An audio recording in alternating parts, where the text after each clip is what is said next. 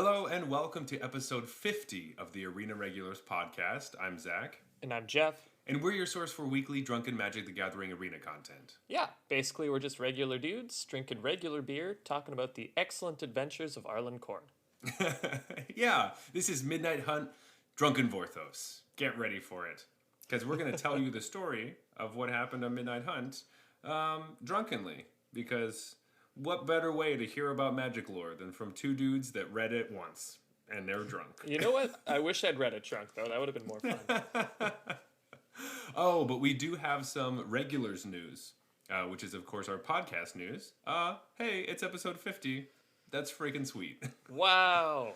Wow. Man, time flies. Time really flies. So we've been doing this for over a year. Wow. That's crazy. That's crazy.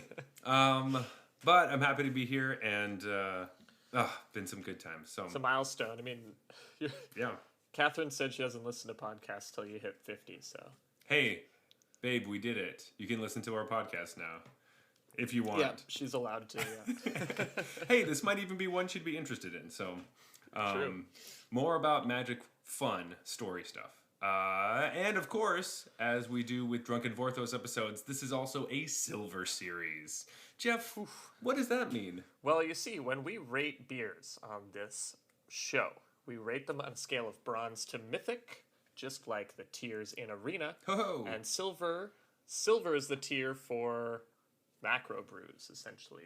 The beers that you see everywhere. You know, everyone's had these. We did Bud Light and Coors Light, for example, in our first silver series. And so a silver series is where we bring a bunch of silver beers and we drink them and we rank them at the end from 1 to 4. Yeah. So these are basically your, like you were saying, macro brews, or just kind of regular lagers, or just things that are meant to taste refreshing when it's hot, kind of. Like Totally. all of the different ones. So we get to do 4 this episode. And the first one we're starting out with wow, I feel I've already had a couple beers, so maybe that's why this is gonna be a good one. Yeah. The first beer we are drinking is Alexander Keith's, which is Canadian. Hooray, Canadian beer. It's from out east. Yeah, in Nova Scotia. Funny, if you didn't know this, it does say it's an IPA on the label. It's not, and it doesn't even label it that way on the website because it is a blonde ale. So Yeah, but it's actually like it's grandfathered in a sense because they just called themselves an IPA back in 1820 or whenever they started making this, when that was a loosely defined term, or if it was defined at all. Now you can't make a beer like this and call it an IPA, but because it's been its branding for so long, they just have to kind of let them keep doing it. yeah. So anyway, when I first had this, I was confused because I was expecting something different because I didn't grow up with Keith's, right? Yeah. So the first time I actually drank this was with Catherine's stepmom, and it's her favorite beer, and then her dad's name is Keith, and he would drink Keith's, and so that was My brother's name is Keith, so. Oh right, yeah. So it's like, oh, Keith's drinking a Keith is the Yeah, joke, exactly. So, His middle name is Jameson too, and so you have an Alexander Keith's first, then move on to the Jameson whiskey, and there's actually Pike Creek whiskey, so we could get everything, one for each name of his. that should just be like if we ever have a bar, that'll just be like the beer and a shot combo. Yeah, exactly. The beer and two beer shot, and then wash it down with a glass of whiskey. Oh, that's so great. Anyway, should we just jump right into things? I think it's story time, basically. Yeah, I think so. I mean, the only thing I wanted to say about Keith's is apparently it's the longest consecutively brewed beer in North America. Oh, yes, that is true. Because of Prohibition. Yeah. They just never stopped.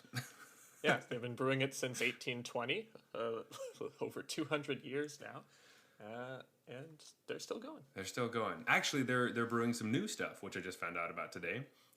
So if you are in Nova Scotia area, I believe you can get a bunch of really cool beers, actually. Like hazy IPAs that are real IPAs, and like stouts. Yeah, that blew my mind when you Alexander told me that. Keith's. It's like they definitely don't have that here because I would have been like, oh, Keith's is doing craft beers. Yeah, That's cool. I think it's for like their like it's been 200 years. Let's do some more They stuff. finally are making a real IPA. Exactly. Yeah. Mind-boggling, right? But anyway, we're drinking their classic stuff, and it is going down real nice. Anyway, Yeah. so the Midnight Hunt, Drunken Vorthos. We're going to tell you everything that happens in the 5 chapters we get every set of the story for the standard legal cards. So as you might expect, our story begins with our main protagonist, Klaus Falkenrath. Yes. So everybody knows who Klaus is. He needs no introduction. And he's luring some villagers into his trap. So they're kind of chasing him, and he's kind of fooling around, just dodging their bolts easily. He thinks he has them, well, not cornered, I guess, but he thinks he has them stymied. Yeah, it's kind of just like, oh, come into the woods, and then I'm going to jump on this tree and hang off of it and say some cool lines before I eat you. Yeah, is what play he's, with my food. Yeah, kind of that's what he's kind of trying to do. Does that work out pretty well for Klaus, do you think? It does not. Nope. So these are no ordinary humans that he's lured into the middle of the forest. As it turns out, they are gigantic werewolves. And, well, it was them trapping him. So they turn into giant werewolves, and that's unfortunately the end for our hero, Klaus Falkenrath. Yeah. The one thing I did want to say about this section is that, number one, I thought it's probably the best written of the whole thing. It was pretty well. I was like, we're off to a good start. Yeah, here. I was like, damn, this is good. It was like the Mortal Kombat movie. I was like, awesome, okay. This beginning is so... Hey, man, if you stop it after, like, the first 10 minutes, that's a great movie. Yeah. But anyway, there is a section where they're talking about as the werewolves are transforming. And it's saying how their chests are like kegs of beer that he used to brew with his father. I thought that was a great image. And I also liked it was talking about beer. I was like, hey, look at that. And also, I was like, they're fucking huge. Yeah, because your chest is like kegs of beer. That's massive. But he just gets chomped, just like broken down. Wrecked. And I believe it's Tovalar. It's like the Watch. They're like the Watch group, right? Yeah. I don't know if it ever explicitly mentions it, but it's clear that it's his pack in a sense because they're so big, and we find out later that Tovalar's pack are the gigantic ones. So I was assuming that it was Tovalar who's the one who says the line, "The night belongs to those who take it," which also sounds pretty fucking sweet. So. And it also fits with his character as we learn more about him. Exactly. So so that happens. Sorry, Klaus. You're gone. And now I'm just imagining that, like, they were shooting bolts, like, crappily. Like, oh, no, I missed. Oh, no, I'm so bad. And he's, like, mocking them and stuff. And And they're like, just wait for him to get cocky. That'll be the best time to rip him to shreds. Exactly. But I was also thinking, like, the bolts are funny because you would think that the villagers made those to fight the werewolves because they knew, oh, the silver hurts the werewolves. But as we were saying, the silver bolt is actually pretty OP, and it can kill lots of other stuff. So It can kill Tovalar, so... Yeah, there you go. Yeah, and the other thing is, obviously, no one's ever heard of Klaus Falkenrath, but that's how I was like, as soon as they were like, and Klaus Falkenrath was no different. I'm like, oh, this guy's dead. Yeah, this guy's fucked. I've never fucking heard of this guy. Also, he's not a Voldaren. If you're thinking, oh, he's a Voldaren, so something's going to happen with that. No, he's a Falkenrath, so nobody gives a fuck about him. I'm excited for how this turns around. He's dead for sure. So then we immediately go to Arlen, who is our main protagonist for the whole story. We're going to be seeing most everything from her eyes.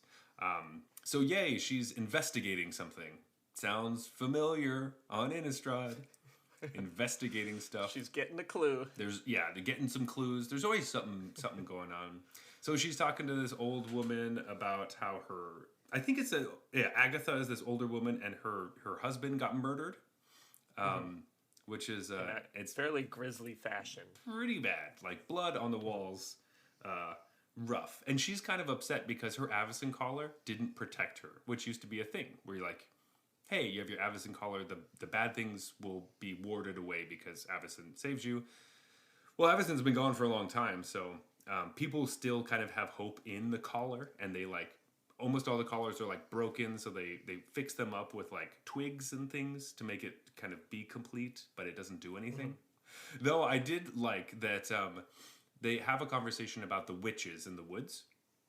And just like, oh, what are they up to or whatever. And then Agatha is telling Arlen like, oh, so they were, I think that they killed a vampire. Somebody killed a vampire in the woods. And the witches were using him as a scarecrow, which is devious cover-up, right? That's the art to that card. So that's always fun when you're like, oh, that's the card. Yeah, very cool. That's Klaus. I like that. That is Klaus. Sorry, bud. Yeah, so this is about when we learned that things are not quite right. Yes. Arlen, I guess, already knows this at this point. Like, she knows before we enter the story, but she lets... It's kind of out in the open now that she... to us, the reader, that, okay, not every things are being very strange in Innistrad, and in particular, the day is coming a lot faster now. I think it mentioned something about, like, the sundials, I'll tell you the wrong time. Yeah. And it's basically like there have been an increased number of murders, but also nighttime is just slowly growing.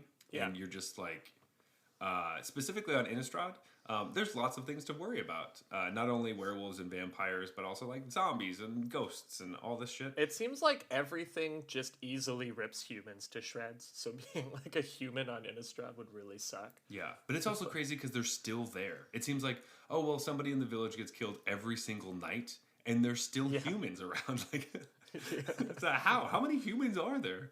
They must be like a thriving metropolis, or what's going on? It's like the olden times when you had to have like a ton of kids because half of them are gonna die because you knew like 6 of them were gonna die in the woods. Exactly. So you're like, don't play in the woods, kids. Oh well, Timmy's an idiot, so he went to the woods and got killed. So good thing I have lesson to you. 7 more.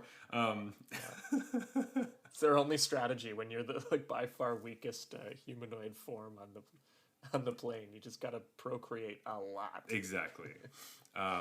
Which anyway, the humans are what they are, I guess. There's always a couple badass ones, but that's true. We'll meet them later, and people will love them. It's great. Arlen has a pack of wolves, and they are going to. They're running around. I think their names are like Streak, Redtooth, Boulder, and Patience. And they are running around the woods as they do, and then they're all obsessed, or Arlen is really obsessed with this white stag, which at first, they're talking about stags a lot. Hey, actually, funny enough, we're drinking Alexander Keith's, and there's a deer on the can, and we're talking about stags. There you go, it was meant to be. Wow, it was meant to be. Anyway, so they're talking about the stag, and the whole time, all I'm thinking is Oko. Is this Oko? Why are we talking about the stag so much? It's Oko, right? Or Oko did something?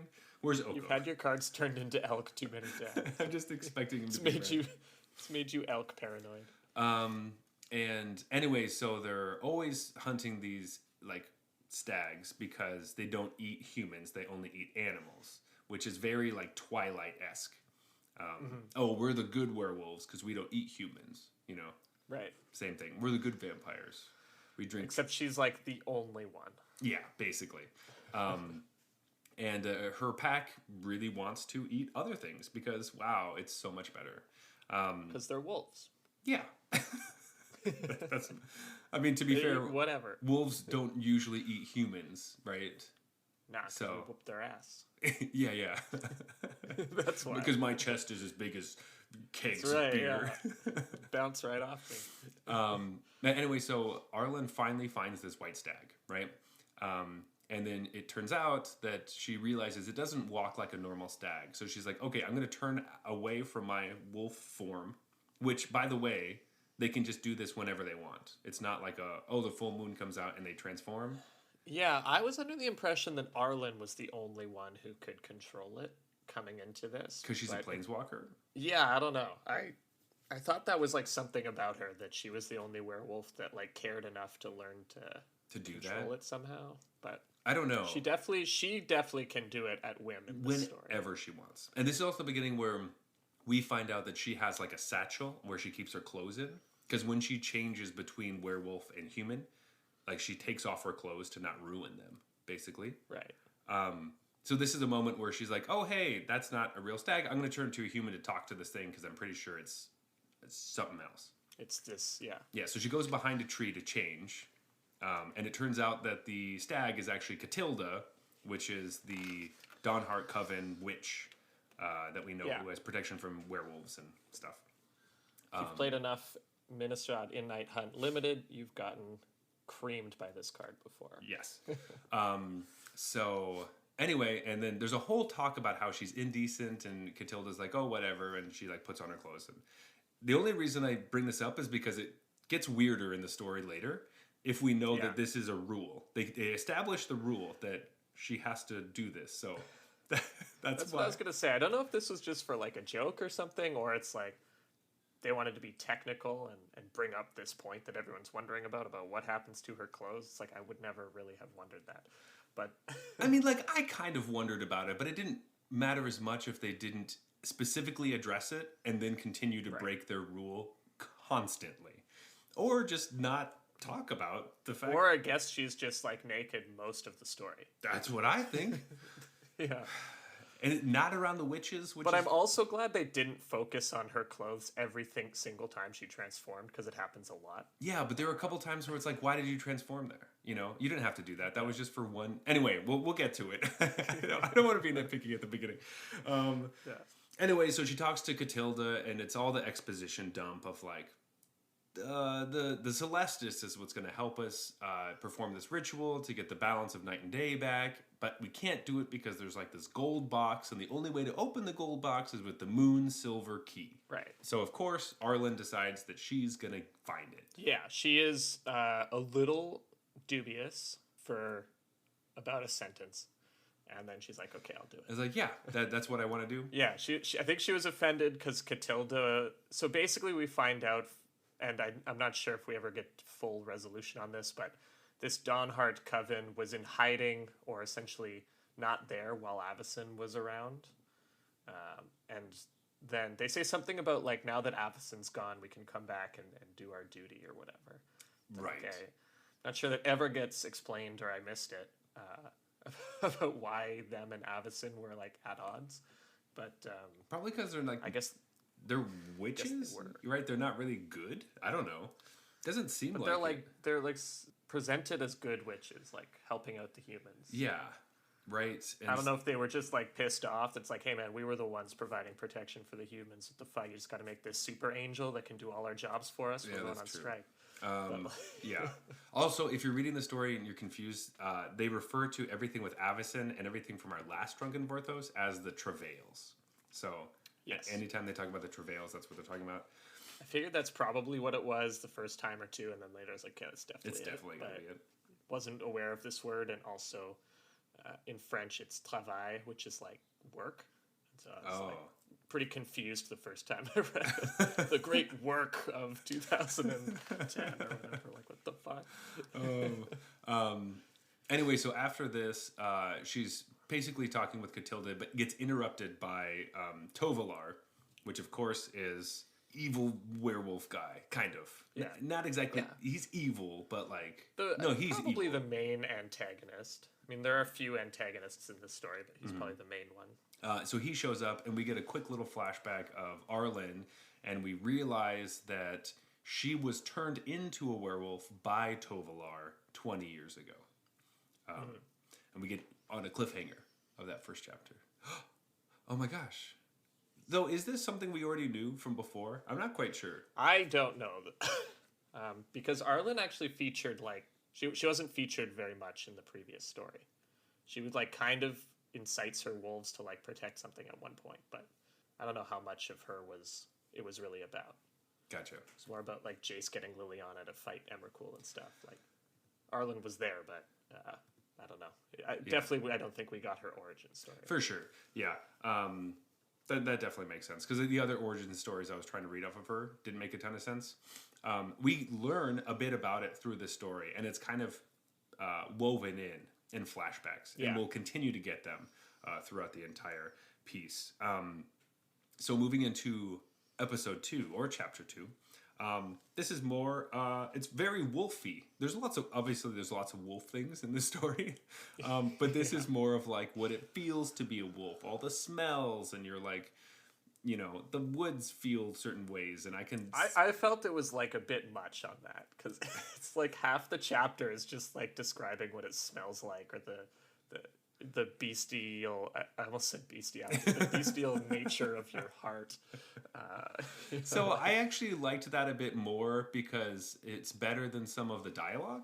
But I liked it. I just felt it was laid on too thick, and then I started to like it less. Okay. But at the start, I was like, okay, I could appreciate this. Like, she's a wolf, so she's describing the difference between being in her human form and her wolf form. There are some times when it seems like I can't tell that which form they're actually in, and then they're like, and then they transform. I'm like, I thought you were already a wolf. The way that you were talking made it seem like you were already a wolf. So I'm confused. There's a time that happens later that I want to hold that thought for, because it really confused me at this later time. That's a big story point. But. Yeah, I know what you're talking about, and I definitely agree. But anyway, this is kind of getting back to her as like a girl and like how she was turned, and we realized that Tovalar used to be like her mentor, and she was part of his pack, but they butted heads on certain aspects of being a werewolf, mainly the one of killing other people and hunting. Should you kill humans? Yeah, it's the classic like you are so powerful if you give in to your instincts, right? And then there's the person that's like, no, we can do so much good for the people that are weaker, and the other person's like, fuck the weak people, I want to be strong or whatever. So it's a very classic. You've heard all the dialogue before, so we don't have to really go into it. You know what we're talking about. And it's like, well, they hunt us, and it's like, that's because they're scared of us. Yeah. You know. So all those classic things. But anyway, this is the moment where Tovalar's like, hey, everyone, to all the werewolves. Also, Catilda just peaced out. But he's like, do you guys want to, like, hunt? He doesn't even take very much convincing. Just like, do you guys want to, like... I think he just howls, right? Basically. And then everyone's like, yep, I'm on board. Let's do it. Yeah, and Patience, like, stops for a second and looks at Arlen. And Arlen's like, I can't go. And then Patience is like, okay, well, I'm going. And so all of her wolf pack just goes immediately with him. And that's portrayed in the card that's the one that steals a creature from your opponent. Pax Betrayal or something. Pax Betrayal. Oh, no. Arlen's like crying. And all the wolves are like regular wolves, not like werewolves at that point. So I guess, can you turn into a werewolf? You can turn into a wolf whenever you want. But you can only turn into a werewolf when it's the full moon? The moon comes out at nighttime? I don't know. I think they kind of just used wolf and werewolf like interchange. Like they'd be like, he turned into a wolf. Yeah. I think her wolves were just actual wolves, though. Really? Yeah. They're not like people that turned into wolves. They just are wolves. Oh. That's why she said something like, wolves don't have names the same way people do, but I've named them for these things that happened. I didn't get that at all until now. Okay, that makes more sense. Yeah. They were literal just wolves. She was just hanging out with they were just wolves that she has an affinity with. And she convinced them not to... Well, because they don't eat people normally, so she wouldn't have to convince them to not eat people normally. But did they get... She had them not eat the white stag, remember? Yeah, that's true. But they were kind of peeved off about it. But it was also like, why? I don't know. What do you eat then? And then I didn't know if that white stag was an illusion, because the later one was an illusion. So then I'm like... Is it the same... But Tovalar killed it and put its head on a stag. That's some stuff we kind of I didn't get whether there really was a white stag or not. Or what the meaning of the original white stag was. The moral of the story is that there were some confusing parts at the beginning I tried to skip over, and Jeff pulled us right back through it. But it's fine. So well, we're bringing up not knowing about what animals. I know. But her card makes wolves, right? So that's true. That's what helped clue me in. I think these are just wolves. Okay, that makes sense. All right. So Arlen decides that she's going to go to Ravnica because, of course, every story needs Ravnica in it. Yeah. So I don't know if when we said the Moonsilver Key, if we mentioned the Harvesttide Festival. But basically, there's this big festival, and they're going to do a big ritual, and that's what they need the key for. And that's literally all the explanation she gives. Yeah. We're going to do this festival that's ancient, and we have this ancient ritual magic, but we need a key for it. Sweet. So, of course, who's going to know about it? Probably Jace. So, let's go to Ravnica. Yeah. Jace has to appear in the story at some point, right? Even if just for a line. Yeah. So Arlen decides, I'm going to go to Jace's sanctum and whatever. Apparently Jace has some forms that you have to fill out to be entered into the sanctum.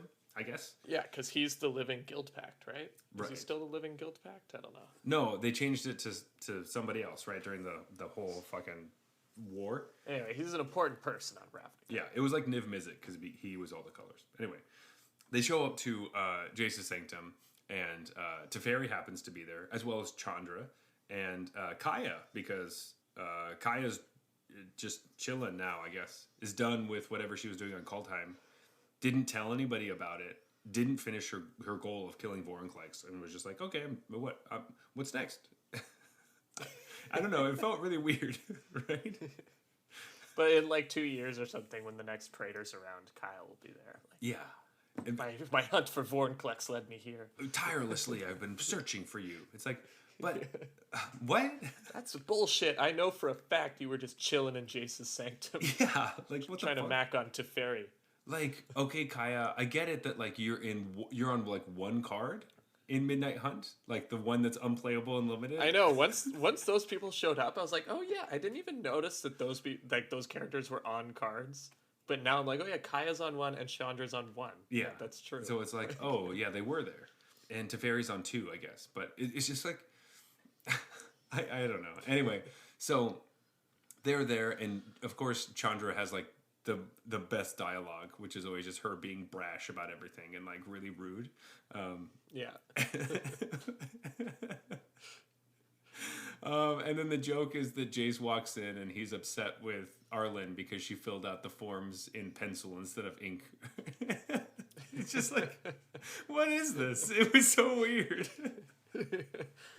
Yeah. Anyways, they all basically immediately agree to help her find this Moonsilver key on Innistrad. Yeah, because what else are they gonna do besides make sure that the daytime comes to a plane that they don't care about? I don't know.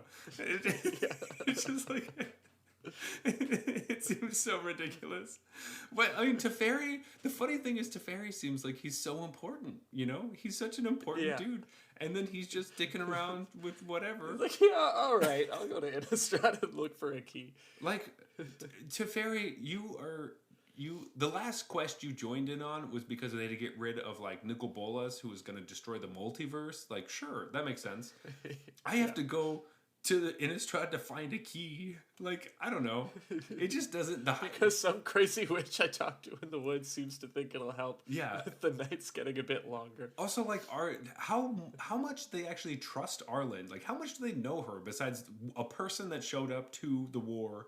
Like they fought, like Teferi didn't, but I guess Chandra and Jace like fought Emrakul, and she was there. Right? So I guess they know her well through that. But like, Kaya seems like she can just do whatever. I don't know. It just seemed like a ragtag bunch of people. I don't know if they're more important for the next set. I hope they're more important for the next set. I mean, yeah, it seemed like they were kind of cherry picked for very specific reasons. I have to imagine there are cards in the next set, right? But I don't know. Like, are we getting a Chandra and Kaya card in that? Because a lot of the time, the deep reasoning for all of this is the just color balance of planeswalkers. They just want balance of different colored planeswalkers in the format at all times. You know, you can't have every planeswalker in the set be red. And so it's like, all right, we have Chandra, who's red, then we have Teferi, who's blue, and we have black and white. And then, all right, I guess Ren and Seven was on the plane, too. Yeah, except for our planeswalkers are green and red, green, and white and blue. Like, it's not, they didn't... I know, but I guess the next set will be Kaya and then Chandra. So white and black and red, and then somebody, maybe Olivia Voldaren will become or Sorin, I guess. We'll get Sorin, which is another white-black planeswalker. Like, I don't know. It doesn't make any sense. Yeah, that doesn't make sense, I guess. I mean, Sorin doesn't have to feature. He might not be the Groom. That's true. Or maybe Kaya's just not a card. I don't know. Anyway, you're... Anyways, they get instantly convinced. Yeah, they get instantly convinced that, like, you know, this is what we got to do. And that's kind of just the end of that next chapter. I did like the like lame joke when Arlen shows up and Teferi's like, "Oh, you look tired," and she's like, "I am," and he's like, "Oh, well, if you came here to ask me to like slow down the night so that you can sleep more, like you come to the wrong place," and it's like, I actually did come here to ask you to like fix night and day for me. So yeah, that's true. But except for it's the opposite. I want you to keep it day longer and not night longer. Right, yeah. But it's like... I mean, the theme with all of these is that it's like 5 stories. 5 short stories, and so it always moves crazy fast. And so it's always like, all right, we just got to hit the plot point and then move to the next one, and there's very little motivation for how all of this would actually happen. Like, Yeah.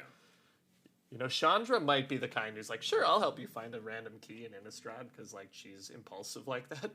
I have a hard time imagining Teferi being like, he immediately understood how important this was. And like, yeah, he's the biggest one. I immediately understand that.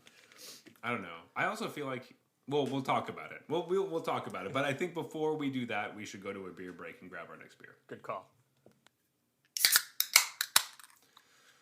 Oh, baby, this next one. I've been waiting to do this beer for a while, actually. Oh, yeah? Yeah. Well, this beer was the one I would drink all the time when I first moved here because it was so cheap and my budget was... and also, this isn't one that I remember seeing in the States. Like, I wasn't used to this beer being around. Mm-hmm. So I remember seeing it and being like, oh my gosh, there's a beer called Dab? That's hilarious to me. Thought it was so funny. So I'm like sending it to all my friends. Hey, there's a beer called Dab. Apparently, it's been around since 1868. Yeah, they were just dabbing long before we were. Yeah, they made Dab what it is. So this is a beer that's brewed in Germany, and it is the style. It just says German style, but if you look it up, it says it's a blonde lager. Specifically saying a bottom fermented blonde lager, which I'm pretty sure all lagers are supposed to be bottom fermented. If I'm correct. That's correct. Bottom fermented is the defining quality of a lager. Anyway, so Jeff, why is Dab called Dab? Well, it's an acronym, of course. Dortmunder Aktienbrauerei. Yes, there we go. Which we're pretty sure the first word is Dortmund. Mm-hmm. The last word is brewery. And I did look it up, and apparently Aktien, the middle word, translates to acts. So I'm not sure that's quite right in context, but I think it's Dortmund Acts Brewery. Perfect. That makes sense. Yeah, so this is like, it even says like Dortmunder export. So like, is it Dortmund or Dortmunder? I think it's like, oh no, it is Dortmund. All right. Well, in English, it's probably Dortmund, and then in German, it's probably Dortmunder. That makes sense. So that's the place that it's brewed, and Dab is the brewery, of course. And they make a couple different beers that I didn't know about until recently. Neither did I. There's a darker version. There's a lighter version. There's a bunch of different versions of Dab. It's been around for a long time. It's 5%, like most of these, but also in the specifically 1900, it won like gold at the Paris World Fair, which was the World's Fair. So at one point, this was like the beer, and they talk a lot about like this was supposed to be originally sent out and like diluted with water. But then people didn't dilute it, and they just thought it tasted really good. So then they're like, "Oh, hey, I guess it's just that's the style." I guess 5% was like big time at that era. Maybe, yeah. I think they were talking also the taste was possibly too much or something at the time, which is kind of funny. Now it's like lightly flavored beer. Exactly. And they were like, "Oh yeah, you just like it was kind of like concentrate juice, and then you just water it down." But that was the idea, and anyway, people just like started... Starbucks cold brew coffee. Yeah, exactly. But yeah, so this stuff... That's kind of sick, if you like, because that's actually not a bad idea to reduce the cost. Make this like beer sludge for people to pour water into, and then everyone's just like, "Nah, I just love it as is." You like stumbled onto a beer recipe that's now survived almost 200 years here, 150 years here. That's crazy. Pretty sweet. So yeah, like you were saying, mine just says the original style from Germany is what the beer type is. So and they also claim to be the beginning of this style of beer, that other beers should taste like this kind of. Like we're the ones who did this first because of the way that we were trying to make it. I mean, it was an accident, but we still did it first. Yeah, exactly. So, but yeah. Anyway, jumping back into magic story, Midnight Hunt, we have places to go, people to see, keys to find. Yeah. Tell me about the fall of the House of Betzold. Ooh, so I'm going to call them the gang. So the gang head back to Innistrad. So this is Arlen Cord, Teferi, Chandra, and Kaya. They leave Jace behind. I would say it's the Gatewatch, but Arlen's technically there's no oath of Arlen, I don't think. She is not the Gatewatch, no. Also, Jace was... The rest of them are. Jace decided not to show up because he's like, it's not that important to me. So... I think they're just like, you know what? We just don't need another Jace card. So they just thought they'd leave him be. We need more Jace. Yeah, exactly. So they show up to Thraben, which last time we were at Thraben, it was a fucking war zone. So it is demolished. Like it's used to be a very important church. The symbol of Avacyn. It was like the Church of Avacyn, kind of. It was like this huge symbol of hope. That is where the Hell Vault was placed. Blah, blah, blah. Emrakul came and fucked everything up. Anyway, so now it smells like shit. Jeff, why does it smell like shit there? Well, if you'll remember, in fighting Emrakul, Liliana, who, by the way, was the last hope for the plane, summoned a whole bunch of zombies to basically, like, keep Emrakul busy, I guess. Just, I don't totally remember exactly what role this army of zombies right? It was a ended up playing. But she sent wave after wave of zombies. Anyways, they beat Emrakul. They imprisoned her in the moon, which was Emrakul's plan all along. We covered that last episode, last Vorthos episode, if you want to check that out. But the hilarious thing here is that she's like, okay, we won. I'm going to peace out. And everyone around's like, Liliana, can you hold on a second? There's like thousands of zombies everywhere. And she just says, they could be pretty useful if just get creative and they'll help you out. So she just leaves. And so this place is just full of zombies that Liliana left here and just didn't care about. And people are like, well, we're not going to go near that place because it smells like death for some reason. It's just thousands of zombies everywhere. It's kind of like the end of Shaun of the Dead, where there's a bunch of zombies everywhere, and then the people of like London decide that they're just going to make them have menial jobs like bag groceries and like put shopping carts together. It's essentially what Liliana was suggesting. It's like, oh, they do a bunch of stuff. It's great. So everyone's basically holding their nose, and there's a whole section about them talking about how bad it smells. And then we meet Adeline. Adeline? I believe that's how you pronounce that. I think so. And that is the our Cathar hero of Innistrad. Yeah. She comes up and, of course, is wanting to fight through all the stuff. I think, I don't really remember how they like got on the same path, but for some reason she joins up at this moment. And well, she actually met them back with Catilda. So Arlen brings the party to go meet Catilda, and Catilda's like, yes, indeed, you need the Moon Silver Key. And then they're like, oh, do you know where it last was? And she's like, no. And they're like, okay, cool. But the main thing you get out of that meeting is that Adeline was there with Catilda. And so Adeline's like, I'll join you. Right. And then they're like, I don't know, maybe the best place to go look for the key is probably the church stole it. Because, they've been known to be slightly sketchy in the past. Yes, Thanks, corrupt is the right word. Yeah. So let's go to Thraben, which is where the head honcho church used to be. Yeah. So they're there, and everyone's introducing themselves to Adeline, and of course Chandra has to jump in before someone says that, oh, this is Chandra. She needs to butt in because she's fiery, I guess, is the idea of that. But quickly, Adeline and Chandra become best friends because they fight. They just like fighting. They're like, you know what? How are we going to get through these zombies? Everyone's like, I don't know. How do you get through zombies? I don't know. And Chandra's like, I'm going to start blasting. And she just starts shooting I'll just light them all on fire. Yeah. And Adeline's like, cool, I'm going to start slashing. And Adeline just slashes them up. And, they that's basically what they do for the entire story. They're like, can we fight now? Sick. And yeah. Oh, man. So we get into the church. And at this point, we're looking for Warren, who's like an old priest that used to work there. And this is the church that Arlen used to go to. So it's kind of rough for her to be back here. Because she's constantly being pulled between like what she knew as a human, which is like the church, and like believing in hope and like humanity and also her wolf instincts of like, but you should just let loose kind of thing. Yeah. Maybe it's like a reasonable time to talk a bit about her backstory again. You know, like you said, she was turned into a werewolf by Tovolar. And then she went out hunting with Tovolar at nights.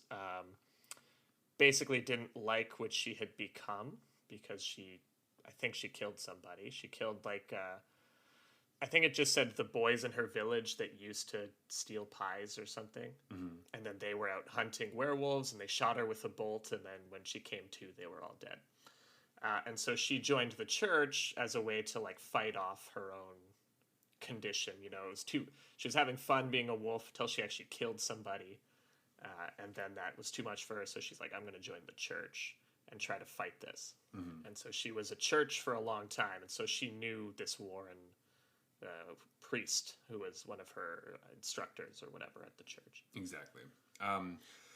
So we get into the church and we meet Warren, and he is zombie, you know, just like everyone else that's around, because like it's just, you know, been fucking zombies. And there's something about Warren's family, the Bedsold. Somehow they knew that they had the key, but I forget how that happened. Yeah, I think it was a woman on the road kind of told him this kind of thing. Yeah, it was like a random thing, right? There's like this woman's like, oh yeah, someone gave that to Bedsold. Them. So anyway, they're trying to talk to Warren because they're like, oh well, even if he's a zombie, he might be able to tell us some information. So they're like basically shaking this zombie, being like, where's the key? And he just keeps saying Dennick over and over again. And hold on, I just remembered. Kaya like scouts ahead and finds a book that says that the Bedsolds had the key. Oh, right. Of course. Because she does ghost stuff. And then, this is why Kaya's here, so she can do ghost things and, like, reconnaissance or whatever. Right, for easy storytelling. And then Arlen's like, I remember a Bedsold from when I was a student at the church. It's this Warren guy. Right. And not spelled like you think it is Warren, by the way. Yeah. Anyway, so they're trying to figure out where the key is, but he doesn't have anything to say besides Dennick. Which we find out is actually his son, and because that information seems fairly useless or whatever, they kill him. They kill him. At the time, it feels more vicious because it feels like Arlen's like, oh, okay, well, he keeps saying Dennick, whatever the fuck that is, and then she just snaps his neck, right? It's not exactly what happens, I guess, but... Doesn't she turn into a wolf? Like, I'm just imagining her, like, calmly putting her clothes to the side. This is the same thing. Like, so she snaps his neck, but, like, is she super strong as, like, her... I don't know. How old is she? Like, well, 30? He's also a decayed zombie at this point. That's true. So she could... Anyone could do it, but... but I was also like, is that gonna kill him? Like, he's a zombie. Is it another time? So this is the thing, like, is this another time where she takes her clothes off, puts it in a bag, turns into a wolf, and then kills somebody, and then turns back into a naked woman and puts her clothes back on? It's... Maybe. Or she just, like, human breaks the zombie's neck, because you could probably do that. Or she's just naked the whole time, because she anticipates having to change back and forth. Except for we see her as a wolf with torn clothes on, so she must wear them... Sometimes. Maybe she puts them on right before she transforms so that she can have that She moves into her, like, torn clothes. Yeah. I don't know. So anyway, we kill Warren, which is kind of sad, but, like, also weird. Put him to rest more, because he's a useless babbling zombie. Exactly. Basically. It's more of, like, it's a nice, peaceful thing. But, yeah. Yeah, I mean, like, I don't know zombie etiquette. Like, but she was also, like, you know, there was stories of him, like, wrapping her knuckles when she was at the school and stuff. So it felt like maybe there was a little bit of revenge in there. Exactly. So,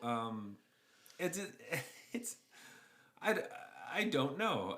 What is zombie etiquette? Like, if there's somebody that you didn't like when in the living, can you just kill them and say you were putting them to rest, but really you were just killing them, right? Like, is that... Really, you just wanted to take a baseball bat to their head for your whole life, and now you have the chance. And no one can be, like, upset with you. Is that why people like zombie movies? Anyway, off topic. But then we quickly head out from there, and we're going to somewhere else. I do want to note that this is the time that we're around zombies. And they seem fairly useless and easy to kill. If you've played Midnight Hunt Limited, that is not the case. And they are not as... the game makes them much stronger than they are in the story. So, Let's just say that you would never, ever cast Light Up the Night, Chandra's card, on a zombie in in Midnight Hunt. never. You'd have to be in dire straits. Like, you're at 2, they have a decayed zombie, and that's your only card in hand. You're like, fuck, I gotta do this? I guess I gotta do this. Because I guess, so Light Up the Night is like X and a red, so you could kill a zombie for 2 because it gives you +1, whatever X is. Right. So for 2 mana you can kill a zombie, but like, it also makes it seem like you can kill a ton of zombies, right? So Right, because that card is representing a time when Chandra just, like, fought off hundreds of zombies with fire. You also flash it back by using Planeswalker Loyalty. So it also seems like that was going to be a very pivotal moment where someone was in dire straits. Like, you have to use the last of your loyalty abilities to get this. But it wasn't. Yeah. It was just like, let's just fucking... That seemed weird, right? It seemed weird. Yeah. I was expecting that to be towards the end of the story, but it was at the beginning. Yeah. Oh, boy. Don't get me started on, like, the story spotlights in this story, because I know. they're all underwhelming. Yeah, maybe we'll look through them at the end and try to put them in order, but they are... So I have already looked at them, actually, and I there's have- one that stands out that I want your opinion on at the end. But I am excited to hear about that. But moving right along, we're going to find Dennick. So right, which we know as players is a pious apparition at this exactly. The card that we are expecting to be standard legal, but didn't really get there. Or not standard legal, sorry, standard It's like, playable. it's legal. Yeah. It's legal in standard, but it's not playable. Exactly. So we decide... Not yet. Not yet. That's true. So we are getting to a haunted house, and this is the house of Betzold, which is the title of the whole chapter. Yeah, so Warren's house. Classic. We go to this haunted house full of ghosts, and everyone's like, "Ooh, I'm too scared to go into the house that's of so ghosts." awkward. But there is one person who's not scared, though, right? Kaya. And Kaya's like, "Don't worry, guys. I got this. I'm gonna fucking shred this place." And she just goes into her ghost form and fucking murders everybody. Yeah. There's like a scene where they describes Chandra and Adeline, the 2 like bloodthirsty ones, peeking through the window and just like gasping as like, Kaya kills all these ghosts. But it's like, sick. Okay. And she's like, "Oh, I'm gonna go in, wait 5 minutes, and then follow me." And then she just massacres the whole place. And what I thought was so funny, so they get up to the top, and then they bust through the door or something, and Kaya's just chilling there with Dennick, and she's like, "Hey, that wasn't 5 minutes," you know? It's like, or whatever. And then... Well, I think Teferi says it, and she's like, I don't trust your sense of time or something. Yeah, right. Oh, there's some time jokes with... Oh, sure. Yeah. So Dennick is there, and the whole time he's talking to these people, he's obviously wondering why they're there, but he's hoping they're there for a visit to come hang out with him. Because, a social visit. yeah, he's a really lonely ghost. Because he hasn't been around people for a long time. Also because Kaya murdered everyone that he could talk to in the house. But also, I'm just imagining that. So she's murdering all the ghosts, right? Like, Yeah. Yeah. What did we use before? Like putting them to rest. Yeah, sure. But she also, when you go in, is sitting there with Dennick. It's like, here's your guy. So she's just going up to every ghost. Are you Dennick? No. Are you Dennick? No. Like, Oh my god. and the ghosts are, I guess, pretty dumb because they're not eventually just claiming to be Dennick. Yeah. Oh man. Or they want to be gone or something, and then who knows? Maybe Dennick also would have been like, "No, kill me." Yeah, maybe. I don't know. I don't know what it's like to be a ghost or a zombie. So, or a ghost hunter, for that matter. that is true. But anyway, we figure out who Dennick is, and then he. We're quickly talking about his father, which is of course Warren, who we cracked his neck earlier. And we're talking about him, and he's like, "Oh, is he okay?" I guess, but they're like, "Oh, he's put to rest." And Dennick is like, "Oh, was he undead?" And they're like, "Yeah, sorry." And so Dennick didn't even know that his dad was like a zombie. Well, he's a ghost. Yeah. So it's like, are you really... Is it that bad, I guess? Maybe being a zombie sucks. I mean, being a ghost is better, for sure, than being a zombie. Maybe. But it did seem like it kind of hurt it just made him feel. I mean, he upset. also wants them to put him to rest, right? So. But they don't, right? They don't kill him or Danik? whatever. Yeah. They promise to. I don't think it actually says whether they do or not. But like he promises them the information about the key in exchange for putting him to rest because he's so lonely. All right. Well, Anyway, the I think Betzold family decided that they were going to give the fucking key to Soren Markov because, sure. Yeah, so that's what we learned from Danik is that his grandfather, so I guess Warren's father, or his uncle or something, so Warren's brother, decided to give the key to a vampire. And they're all like, what vampire? And as the reader, we're like, we all know which fucking vampire it was. And then he's like, that's the House of Markov. And then they're all like, man, I really wish you had said almost anything else, but okay. Yeah, we don't love hanging out with Soren. He's pretty intense. He's old and he's really intense. Especially like ever since he like killed his own angel and then got locked in his wall and had to like eat his way out or some shit. Whatever he did. He's been kind of moody. Are you sure it was Markov and not Falkenrath? Did you give it to Klaus? Yeah, because Klaus, he's the scarecrow in the field, so... Yeah, we'll just check his pockets. He probably still has it, Anyway, so they're like, all right, let's go to Markov Manor, because we have to get this fucking key. Yeah. By the way, it's fairly easy to get to all these places. It goes very quickly. They must have, like, a teleportation device or something. I guess they I think it said something like it took them a week to get to Thraben, but then they never mentioned how long it takes ever again.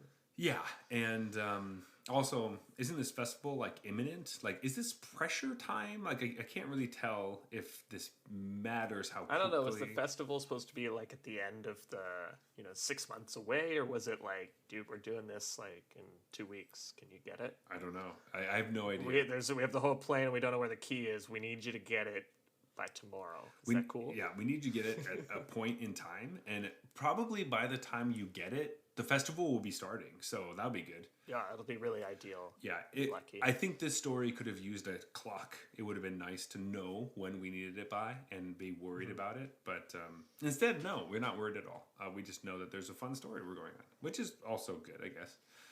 And also, like, having dude, we need this in 2 weeks. And it would have been really hard for them to track that because the day-night cycle's out of whack. So they would have That's been true. Like, what is going on? That would be pretty interesting, too.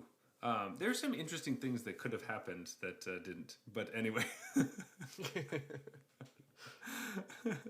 I guess maybe most people wouldn't care about the day-night cycle being like, okay, was it? So we had this many hours, but the day... So it's actually nighttime during the day now? Like, maybe that wouldn't be that exciting. But it's something they could have just, like, mentioned in passing. And I'd be like, oh, yeah, that is kind of true. It would be harder to track.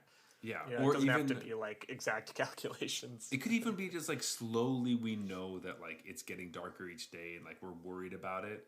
But we don't have I guess it's just we don't have enough time to do that because... And I love how it always mentions, like, the frost and the cold and stuff. I'm like, are you sure it's not just winter? Like, yeah. It gets darker earlier in the winter, guys. Yeah. We don't use a solstice to make sure that we can become spring or whatever, so... That's the real story. It's just they think they have to do this ritual for spring to happen. Yeah. They do it every year. Oh, fucking witches are dumb. Anyway, because everything's magic. There's no science anywhere. Yeah. So... They haven't figured out the whole orbit. Yeah, but like, for the planes, are they on planets in... I don't know. I don't understand. Well, they have suns and moons. That's true. So they must be in some sort of solar system. Yeah. Anyway, we get to Markov Manor. And as always, Markov Manor is like floating stones and broken stuff. And everyone is still stuck in stone besides Soren, So there's like, whales and pain and just, kind of shit everywhere eventually. Not eventually. I don't know what the word I'm trying to say is, but there's pain around. Yeah. So inevitably, yeah, there we go. And so we're like walking around and we're trying to find Soren because we're thinking that if we talk to him, he'll tell us where the key is. Which is... He seems like a good dude. Yeah, totally. Yeah, he's a really nice guy. He's super chill. And this is one of the parts where I'm like, why was this added? So there's a moment before they go into this chamber where Soren Markov is in. And they're like knocking on the door or something. And Arlen Cord decides to turn into her wolf version of herself to like bust through the door or something. Yeah. Does that, but right before she like looks at them and makes a joke about like being house trained or something. Like she won't pee on the floor as like a dog, I guess. And then bust through the door and then is like herself again. And it's just a weird moment like, did you take your clothes off, turn into a wolf, and then say, I'm house trained, and then bust through a door, and then turn back to a naked human and put on your clothes, and then walk While you're making this joke, yeah. It's just weird. Because we learned that she can't really speak in her wolf form that effectively, because her mouth is misformed. Yeah. So she turned back into human, cracked that joke while she's like getting dressed. My only thought was like she's in front of Adeline, I guess, transforming for the first time, and humans are like apprehensive about werewolves, so she's trying to smooth it put over, her at ease. But you know, the whole like just imagining her stripping while she's trying to put her at ease about it. It just makes it much funnier. It's so weird. And again, I wouldn't be thinking most of this stuff if they didn't explicitly tell me that this is how it worked at the very beginning. And there's literally no need for that. They're like, oh, it required her to be a wolf to break through this door. It's like, or the door could have been unlocked. Yeah, or Chandra could have burned it down. This is irrelevant to the story. It's just, it's really strange. But it's our main character, so I guess it has to be. But one thing that did happen first, and this is kind of key. Okay. Arlen gave a prayer to Avacyn before entering, because she's from the Church of Avacyn, and that's just ingrained in her. That's true. So she was like, all right, we're about to go try and find this Moonsilver key. Let's give a prayer to our holy angel. Exactly. So we go into the door, and of course it's just Soren's got his feet kicked up on his fucking desk. And he's reading his journal. Yeah. And it gets kind of heated quickly, just being like, why did you come to my house? Why are you here? Why did you break my door? Why are you naked? And what do you want? You know? Yeah. And Teferi's like, oh, big courtly bow. Like, good to see you again, Lord Markov. We want a moment of your time and we'll be brief. And Soren's like, LOL, just tell me what the fuck you want. Yeah. And then Teferi just looks You're back. Already not being brief, bro. Yeah. And he like turns back and does the, I don't know, I tried kind of shrug of the arms. We want your key. And so they're like, we want the Moonsilver key. And Soren's like, haha, no, you're not getting that. Sorry. Yeah, just like throws out another LOL. Basically. No, seriously, what did you come all this way for? And Arlen's like, well, Soren, you're not the only person that cares about Innistrad. I've been working really hard for the last few years, going around and trying to save people. And he's just like, fuck you. Are you fucking kidding me? That really pissed him off. You know how much shit I've been doing for thousands of years for this fucking plane. You don't give a shit about this plane. Not compared to what I care. That's what he basically says. Which is a pretty good point. He made an angel, and then it saved everyone for a while until the angel went fucking crazy, and then he had to kill it. And then he's got a lot of stuff going on. Yeah. And the fact that she thought that she was like an equal to him was insulting to him, which kind of makes sense because like you're also like only like 37-ish, maybe Arlen is, and he's like so old. He's like, you're a fucking child. Thousands of years, yeah, he's like, you're a fucking child. Don't try to talk to me as if we're equals. So he just starts slashing. He comes towards her. He's just like, you know what? Fuck you. I'm gonna kill you if you're gonna talk like as this. you do with children. Right? Yeah, yeah. Exactly. If they're not behaving appropriately, you take out your sword and you just slap them. He started hitting them, and oh man. So of course, this is also like she's still a human at this point, right? Mm-hmm. Yeah, she's yeah. not She like blocks a blow with her forearm and starts bleeding everywhere. Yeah. So she's bleeding, and it's like you can't block many more of those and live through it. Right. So it's looking pretty bad quickly, and nobody else is doing anything. It's just them two. So Teferi could stop time or whatever he does. Chandra could start shooting stuff. Kaya could... Anyone could intervene. Kaya was like, I would help, but he's not a ghost, so... Yeah, Kaya, yeah. Useless. And Adeline is like, I'm just waiting for Chandra to do something because she seems to know what's going on. Yeah. And luckily for Arlen Cord, we get an angel to come and save her. The best angel on the plane, I get right now, I guess. Isn't it like pretty much the only one? Yeah. Oh well, no. I guess there's the half evil one, half regular one that doesn't feature in the story, but it's technically there. Yes. So Sigarda comes down, and apparently Sigarda has been answering Avacyn prayers because people only believe in Avacyn and have her collar and everything, but Sigarda. I gotta still say cares. that's a bro move when it's like That's they're a calling fucking- for your sister, but you're like, you know what? I don't even care. They need my help. Not even exactly your sister. She's just like a creation that some vampire planeswalker made that you decided was gonna be on your side. Yeah. Right. So yeah, like they're calling for your like friend, and then you show up, and they're like, oh, okay, I guess. yeah. And you're still like doing that work. Exactly. So Sigarda comes, saves the day. Not only does she save Arlen Cord from Sorin and starts fighting him Yeah, for she her. like blocks his sword with her Heron scythe. Yeah. She tells them exactly where the Moonsilver Key is, right? She's just like, it's over there. It's like it's in his room. And then Teferi's like, okay, I'm gonna go get it. And him and a couple other people run away. And then she looks at Arlen, who's still there, and she's like, go, get out of here. Get out of here. And then Adeline's like, we would really just get in her way if we tried to help her. And Arlen Cord's like, you're probably right. But for me, it really felt like Sigarda was having that moment with the dog. He's like, you get out of here right now. You don't belong here. That's what it felt like. Yeah. And then Sigarda just starts fighting Sorin, and they're still fighting to this day. Yeah, that's the last we hear of those two characters. I'm sure whichever one marries Olivia, we're supposed to figure out won the fight, I guess. But Yeah, or, didn't die. I guess I don't know.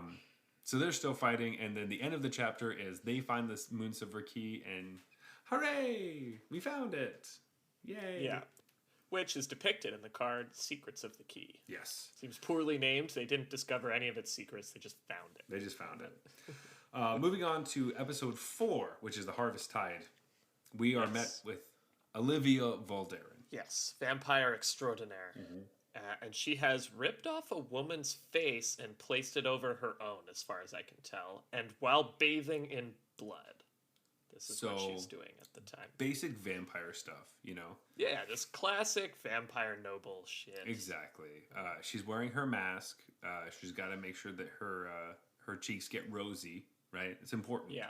I was worried about taking it off too early because it was kind of a little bit of a pain to like take off this woman's face and leave it intact. Like that's kind of a pain in It's the hard. ass to actually do. Yeah. Trust me, it's really difficult. Like, yeah, it's harder than it sounds. It really you is. think you could do it, but like it's gonna pull at the edges. It's gonna start to get some tears. You don't want to have to go through that. And you spend a lot of time to get these masks, so they're fairly hard to come by. Because sometimes the blood's already gone from your victim by the time you get their face. So you're like, Yeah, you gotta work quickly. That's part of it. It's delicate work. yeah, it's you need very small fingers to do it. So anyway, To be efficient. so her servant comes in and he like collects bones or something. So she doesn't give a shit about him because she thinks that he's garbage. It's like, oh, this fucking bone collector comes in, like fuck you, bone collector. Anyway, I think there was something about him making furniture, which I wasn't sure was a joke or not. Out of if he bones? I don't uses the bones to make furniture for vampires or something. anyway, so his job, Like he does make good furniture, but other than that, he's useless. It's like, is that for real? Or Yeah, I don't does know. he make bone furniture? So he just goes around finding bones, I guess, and he just like does stuff. But he finds out that the I mean, to be fair, that's a weirdo. I'd be like, yo, don't talk to the bone guy. yeah, but like also, I wouldn't talk to the fucking blood bathing mask chick, like Oh, I would for sure. I'd be like, please don't murder me, but I want to say when you become a documentary in like 20 years that Yeah. I spoke to you. Oh god, That I was the one who reported you to the police.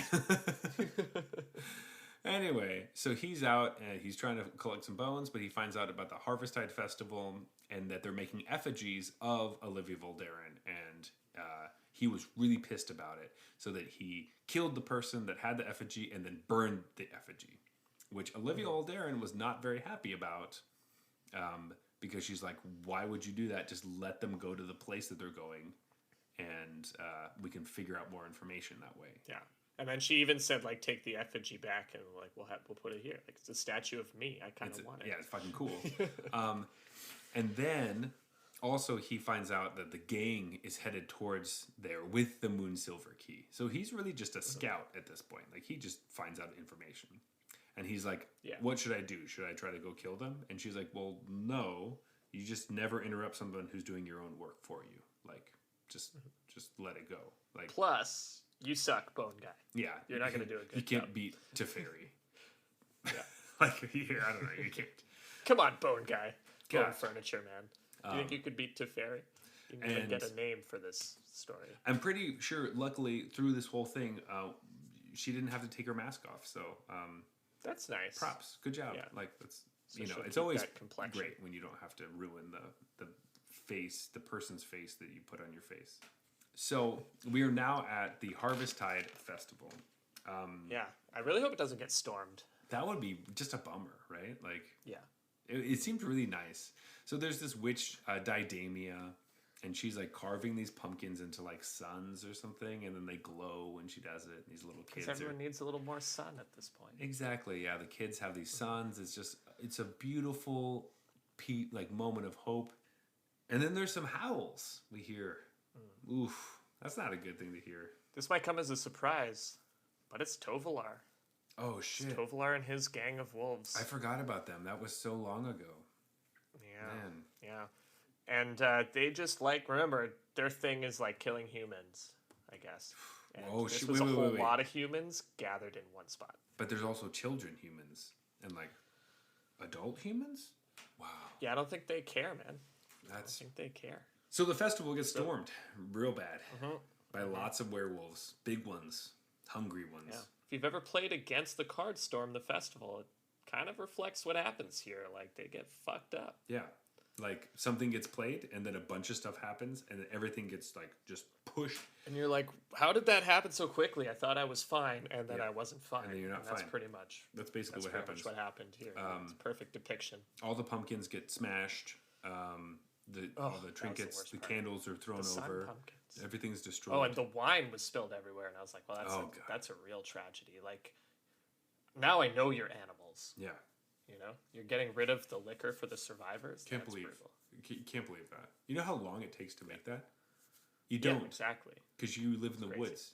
You should know this. Your chest being a keg. Yeah, come You on. should appreciate. You know. Really upsetting. Luckily, the gang is there very quickly, and they're like, "Oh my god, what's happening?" And Arlen turns to Teferi and is like, "Hey, could you help us stop the sunset? Can you keep the light around?" See, that's what makes me think those werewolves can't transform at will. Because he's like stopping them. He's trying to slow down their transformation, basically. Yeah, but aren't they already werewolves at this point? Well, no, because there was a scene when Adelan's Cathars had a shield up, and it was like this big dude was just whacking at it with like a weapon of some sort. And they were like, he's still fucking huge and strong, even though he's not in wolf form. I just thought because the card Storm the Festival depicts werewolves that they were already werewolves. I know, but I think they're not yet, because I was trying to figure out what Teferi actually did. This is the only thing I could come up with. But Teferi's like, I promised you a slower sunset, and he jams his wand into the ground, or his staff, and then it apparently takes all his energy, and he makes time flow a little slower. And my only reasoning for how that could be helpful, other than I guess that they need to complete the ritual before sunset. I mean, that makes sense. Dawn or something. But I think he was trying to slow the werewolves' transformation. Yes. Anyways, there is a description of how like one of them, like they haven't transformed yet, but they're still huge burly dudes even in their regular form. The dire werewolves, right? Like are just also huge people, and so it's no easy task to fight them off either. But they're like, we're just lucky they aren't werewolves yet or something, or they're not in their wolf form yet. All right. I guess that does make sense. I didn't think it was extremely explicit, but I do remember... It's super unclear. I had to, like, reread it a few different times. And then there's the fight with, well, Tovalar that, you know... Yeah. I don't want to spoil anything, but Arlen's going to fight Tovalar, guys. If you didn't expect that from the beginning. Yeah, so, like, this fight kind of starts in the classic way, right? It's Tovalar's like, hey, you could still join us. I know you want to.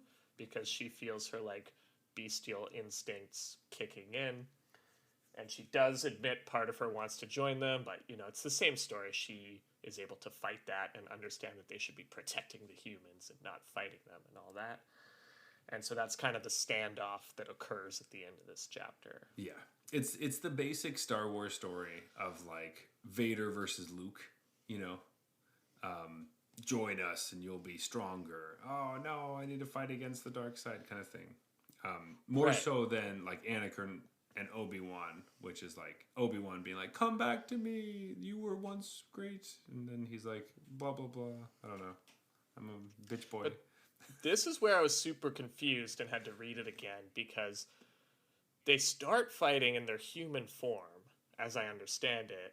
But it says, like, Tovalar swings a huge, like, paw at her face and, like, scratches her face and shit. But then it clearly indicates later that he transforms into a werewolf. And that, I also was confused the whole time. And I was like, why does it...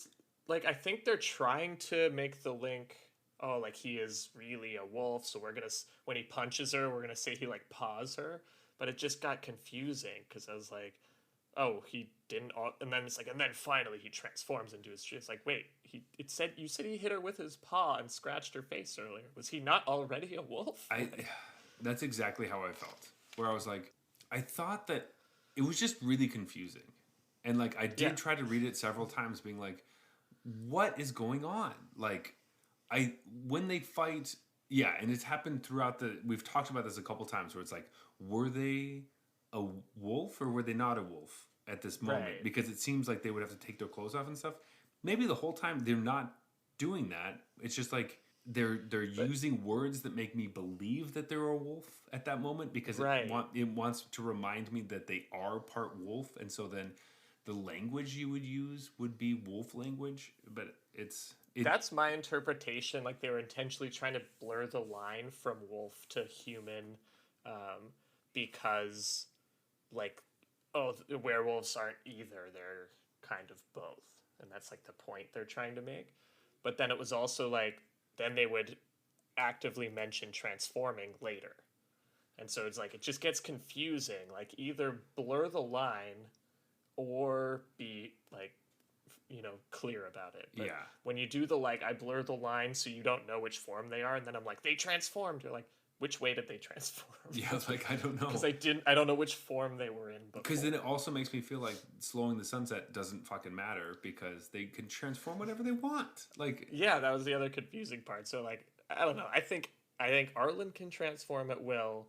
Tovalar can, like, incentivize people to get more rabid and transform faster. But they still are bound by the moon thing, and so Teferi helped by slowing that. Yes. I think everyone can transform whenever they want, and Teferi doesn't do anything. Or maybe you're right, and he just, like, bought time for the ritual was the idea. Maybe that because they have to complete it by dawn before or something. Before but they were also off doing the ritual this whole time, so it's like, I don't know.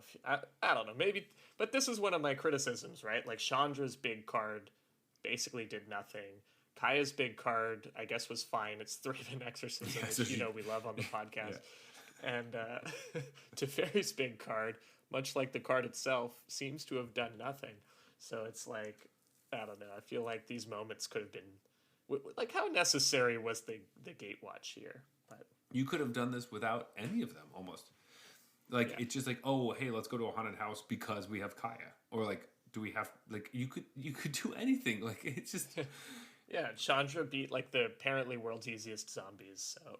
But zombies are never hard to beat unless they're on your side, you know? Like, it's just like, I don't understand. Yeah, this was the culmination of my frustration at not understanding whether someone was wolf or human form, because then they're like, and they even talk about Tovolar's like teeth being lengthened and jaw like elongating. I was like, wait, is he not a wolf yet? And then, oh, but he's a wolf now, I guess, because they just described him transforming, and then they're like, and then he transforms. So this is another thing. So obviously you can't see this because we're on a podcast, but like in sections of the story, they do show you pictures that are cards. It's art from cards, right? Right. When they show you the moment when things are getting stormed at the festival, they show you the card storm the festival. So everyone's a werewolf. So I look at that thinking everyone's a werewolf. And then they show me the card that's Teferi slowing the sunset. I was like, why does it fucking matter? Because everyone's a fucking werewolf. Like, yeah. I understand that you're like saving money or whatever by doing this stuff, but it's very confusing. Right. I didn't get it, you know? Yeah, and exactly. We're still not quite sure what Teferi was meant to have done here. Exactly. We're guessing, because it's not clear. And we want to give you the most accurate representation of what the story was, and this is what it is. Yeah, I don't know. Reading this is the feeling we got. And I wasn't drunk when I read this, which is why I said at the start, maybe if I was drunk, I would have just like, all right, he's a wolf now. He's not a wolf now. Okay, cool, whatever. I get it. Yeah, it's just, fine. You can change like this. You can just, so fast. It's so easy. But let's get back into it because we need to finish this chapter real quick and go to a beer break. All right, this is the moment. We're finally there. Arlen and Tovolar are fighting. They are human, kind of. Tovolar starts to transform, and this is when we see him. His face is elongating and all those things, and he's big. And he's basically telling Arlen, being like, fight me like who you are. You know, like, let's go at it. Let's do this. And Arlen finally says, fine. And then she transforms into her wolf stealth, which is why we've been frustrated with this, because it's the cliffhanger to the story, which I already thought had happened earlier in the story. So right. Yeah. Oh my gosh. Jeff, should we just go to a beer break before we finish this out? Because I don't know if I can keep complaining about this. Yeah. Let's do it. Jeff cracked his can before he was supposed to. They never would have known that was a fake beer sound if you hadn't said that. That was so easy to tell. That was the worst fake beer sound. Well, I flicked the cap at the same time, but then I made the sound way too loud relative to the cap flicking. So. Gotcha. So on my end, it was better than on your end. Let's just say that. Oh, I see. Alrighty. So tonight we are drinking Beck's Pils, which is regular Beck's. It's a German beer. Notably a Pilsner versus a lager. So this is new for what we've been having before. I believe this is the first Pilsner, maybe even on the whole show. Oh shit! I think you're right. Is Beck's the first Pilsner we've ever done? I think that's true. Okay. So it was established in 1873. So this is the first time that this beer was brewed. And it's 5%, and you know it's what it is, right? Everyone knows Beck's. This also for a while here I know is like a big brand for non-alcoholic beer. Like this was the only one you could get. That's what I was gonna say. Yeah, it's like that's how I knew it a lot as well as the non-alcoholic one. So they did a good job. And it says right on the can here, don't drink and drive and stuff. So they clearly are cognizant of drinking responsibly, which is always nice to see. Oh my gosh, I haven't been thinking about rating beers at all until right now. So yeah, right. Yes. Okay. Anyway, we got to keep moving along because we got some story to get through, and we don't want to make this too long. But chapter 5, night closes round. Jeff, where do we start? All right. So basically, remember that Arlen was fighting Tovolar, and then she finally decided to transform. So this brings her back to, we've been getting flashbacks the whole time. And this time it was like, so I think we didn't fully tell her story, but basically we told you that she went to the Church of Avacyn to try to fight her primal self. And she ends up making friends there and doing really well. But then Tovolar comes in to the church, and his presence is enough to essentially make her transform later that night. So she tells everyone she wasn't feeling well. She runs off to her room. Unfortunately, one of her friends decides to check on her, and she had transformed, and she kills her friend. And that's when she planeswalks. That's when her spark ignites. It was like, oh, she didn't want to be there. She wanted to be anywhere else but there, and suddenly she was. So the long story short is she's gone for a very long time, and so she comes back to try and see her family again. But no such luck in seeing her family. Yikes. So her family, her father was, I guess, a blacksmith, and their forge and their home caught fire. Accidentally.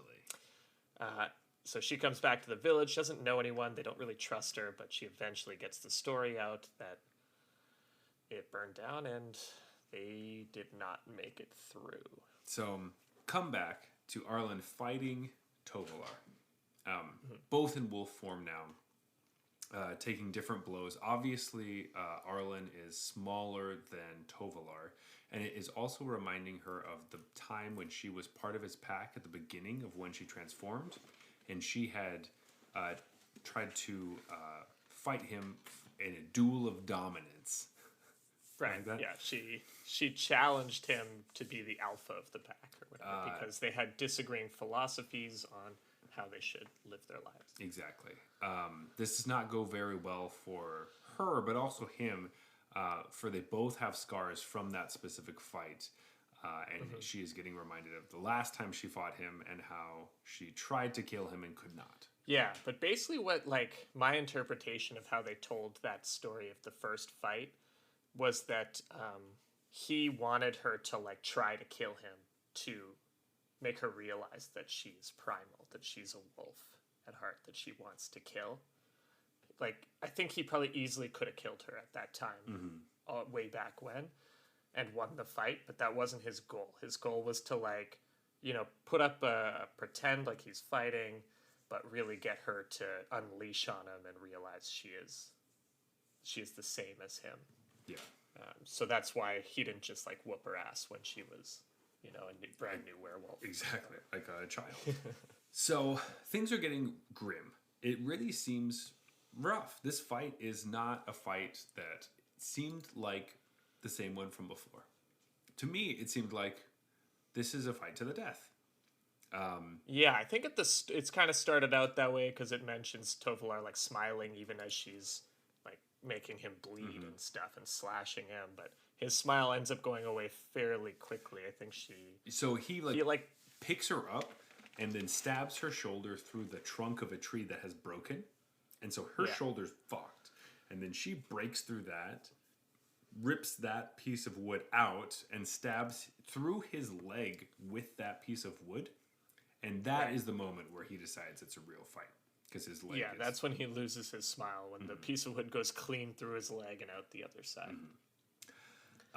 However, you know, it's one against a bunch of wolves and werewolves, and so he pins her to the ground, and Boulder is clamping onto her shoulder, and it's kind of people from her old pack also helping Tovolar essentially kill her. They betrayed her, like, real fast. Like, quickly. And it really seemed like when they were leaving, it seemed like they were just going to eat. And now it's like, no, fuck you. We're with him now, and he's... Right. This is what he wants. He lets us eat and you don't, so we're his friends now. Exactly. And you mentioned the card Duel for Dominance, but if you look at the art on that card, there's one humongous werewolf and one kind of small werewolf. And the small one is Arlen, and the big one is Tovolar. Yes. And so you can just imagine what this fight is looking like, where it's it's bad. It's really bad. So Arlen is pinned to the ground, looking around, trying to find a way out of this, but it looks like the end for her. It really does. Yeah. I mean, I think Tovolar's kind of cheating by having the three wolves, like, hold her down and shit. Sure, but also, like, why are you, like, you knew... I don't know if this would fly in the fight for alpha of the pack thing. No, but it's also like, hey, we're storming a festival and you're trying to stop us, and like, I don't know, it's all of us against you. Like, what did you expect joining this fight? Like, sorry, they're all on my side. Like, you knew that going into this, except for Patience. As Arlen's laying on the ground, she can see Patience just standing there, patiently waiting, I guess, just being there. Which I thought was going to matter, but it doesn't. It doesn't. So this is the final moment where basically it's life or death for Arlen. And Tovalar says, will you join me? Because I think he looks at her like a daughter, basically. He's like, just see it my way, come on. Exactly. It's the Vader-Luke thing, right? Yeah. Except for Vader never had Luke on the ground with, like, other people grabbing his shoulders and, like, forcing him. He could have used the Force, I guess. That's true. And Arlen comes around and says, yeah, okay. Well, she says, I'm home. Yeah. He says, come home, and she says, I'm home, or something. Which is, that's what she's saying, though. She's saying, yes, I Yeah, she's trying to make him think she's saying it, but then she's like, I didn't technically lie, because I was saying Innistrad's my home. Yes, so basically, he says, come home. She says, I am home. And then he's like, sweet, pulls her up. And then she stabs him in the, or slashes him. He, like, hugs her, and then she, as far as I could tell, like, stabs her claw into his heart, basically. Yeah, into his sternum, right into it. And said, like, Innistrad is my home. And he's like, you lied to me.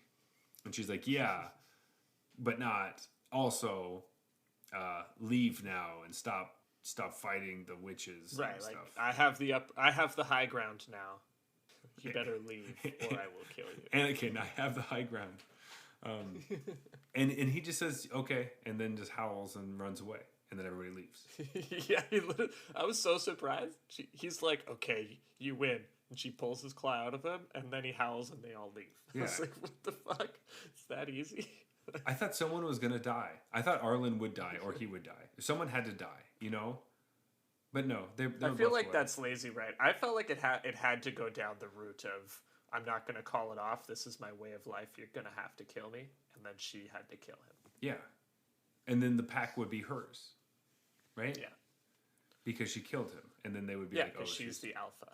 But nope, it was just like, all right, I guess you win this round. Let's go, boys. Great. So we have to have the story again at some point. It's just like... Yeah. I was also thinking, like, oh, what if Arlen just dies right now? Like, what if he's like he's been spending so much time in the night that he's losing his human self, and the pieces of him that cared about her are gone because of that. Yeah. That could also happen. But instead it was kind of like, oh, he's remembering times of her as a child and he cares about her or something. Anyway, that was disappointing. Yeah, I thought that we had something going there, but no, it ends up gone in a second. She's pretty fucked up though. Like she's bleeding and her limbs are gone. Like not gone, but like. Yeah, I mean, she got thrown through a tree. Yeah, so her shoulders all screwed up. So she's slowly trying to walk back to the festival, and she hears some galloping behind her, and it's Chandra, and she's on a horse somehow, and is like, "Hey, basically, do you need a ride?" Yeah. At this point, I'm unclear if she's in wolf or human form. She might be a naked human. She might be a wolf with tattered clothes. So she could be anywhere in between. I don't know. No. So what happens is she transforms into a human to get onto the horse. Okay. It says she was a wolf and then got pulled up by a horse and was like, well, as a wolf, it's unrealistic for me to get on that. Yeah. So I'm going to turn into a human to be on the horse. So I'm assuming she's naked at this point because. Or she's like, hold on, guys. I know it's really important, but let me put my clothes on. Yeah, but we also have the story spotlight card, which is defend the Celestas, which is kind of what she was doing before, which is her tattered clothes, right? She's wearing, like, it's a ripped up shirt. I know it isn't that important, but like it was something I was thinking about the entire story, being like, where are your clothes? Anyway. Because they explicitly called it out. I think if they just didn't call it out first one. If they didn't say anything, I wouldn't care. Probably. Or maybe, I'm sure I would probably say something. It'd be like one of those things that's like, oh, I don't know, whatever. Yeah, because it's like, they didn't mention it, so I guess it doesn't matter. But it feels like that's it just something we always blow past in werewolf lore anyways. But I feel like it's supposed to matter in this moment. I don't know. Anyway, she's naked on the back of a horse. And they get to the ritual. And so for the rest of this, she's just naked, I guess. And so luckily they got to the ritual right as it was ending. And they only needed one thing left, which is Arlen. Because apparently her blood is really important for this ritual that Catilda is doing.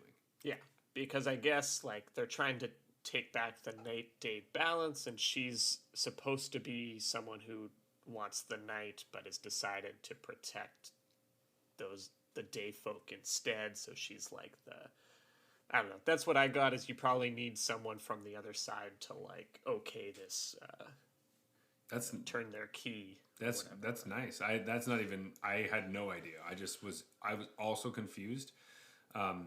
Through it seemed like Arlen didn't know what was happening. Nobody knew what was happening. I think that's why Catilda like drew her to the witches, because she's like, oh, this is a werewolf, so she's part of the other side, but she clearly fights for our team, so that's what we need, her blood. So instead of trying to kill one, I think that makes sense. I like that. That makes I'm really happy with that.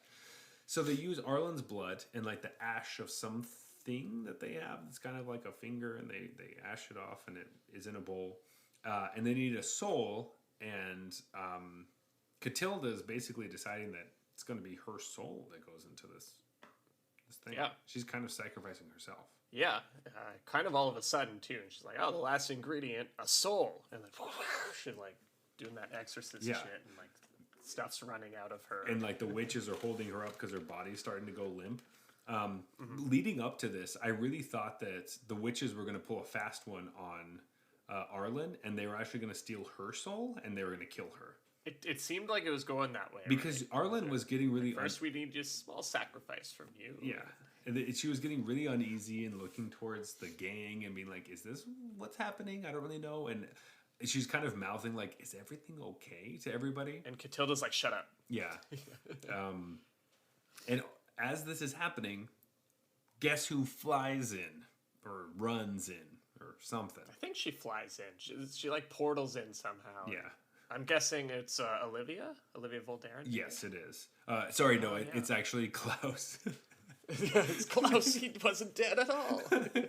I would have loved that. And Klaus Volkaren. You know who's going to be the groom is Klaus Falkenrath. Klaus Falkenrath. Yeah. And Olivia Voldaren. Oh, God. So Olivia flies in, snatches up Catilda. The key is still in Arlen's hands, or she snags it or something. So now Olivia Voldaren is flying with Catilda. So Olivia's going for the key, and Arlen gets there first. And so Olivia's like, all right, I'll take Catilda. Mm-hmm. And then flies up and is holding Catilda. So she's in the air holding Catilda. Arlen's on the ground holding the key. And Olivia's like, hey, I need that key. I don't give a shit about this witch. If you want this witch, we can trade. And Arlen's like, well, I don't know about that. While this is happening, Kaya and Chandra are watching because they're also there. And this is my favorite line where Chandra just looks at Kaya and she's like, we blast her, right? Like, literally the words that Chandra says. And Kaya's like, well, what does Kaya say to that? She's like, well, no, because you might hit... the one person whose soul we need to complete the ritual. So no, think it through. But it also just reminds me of like that meme with Frank from It's Always Sunny, where he's like, "So I just started blasting," and it's just like, did you just take this from this meme? Because that's almost literally the words that it used. We blast her, right? So, oh gosh. Anyway, but it also felt like explaining something to a child, but it's just like, no, we can't do that. Yep. Why not, Chandra? Why can't we do that? Because everyone needs to be alive later. Gosh. Also, your aim, not the best. Yeah.